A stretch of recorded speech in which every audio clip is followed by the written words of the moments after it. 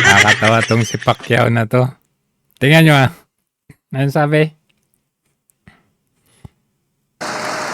Ayan rin. Ang taga Mindanao, si Manny Mindanao. Pacquiao ng Bukidnon.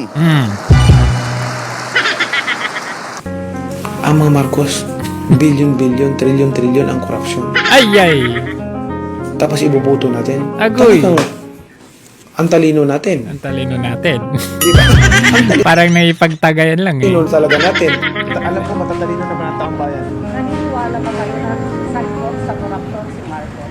Ayon sa Supreme Court, Oo. bakit hindi tayo maniniwala? Wala na tayong gobyerno kung hindi tayo maniniwala sa Court. desisyon ng Supreme Court. Hindi rin malayong magkaroon ng martial law. Pagka si Bongbong ang magkakaroon ng martial law ulit. At yan ay pagsisihan ng taong bayan. Pag-isipan ninyong mabuti dahil ang pagsisisi laging nasa uli. Mark my word. Kung gusto nyong magkaroon tayo ng martial law ulit, then iboto nyo siya. Yun lang ang ano ko, ay malaki ang posibilidad na magkaroon tayo ng martial law. Maniwala kayo sa akin. Siguro naman Totoo, nangyayari na nga ngayon. ang taong bayan mautak.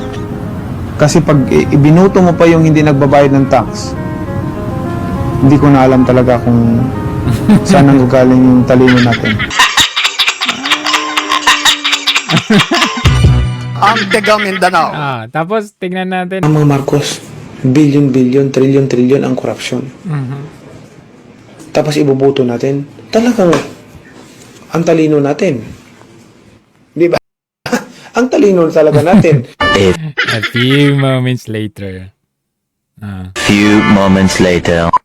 Lagi nating sinisisi ang pamilya Marcos pagdating sa korupsyon.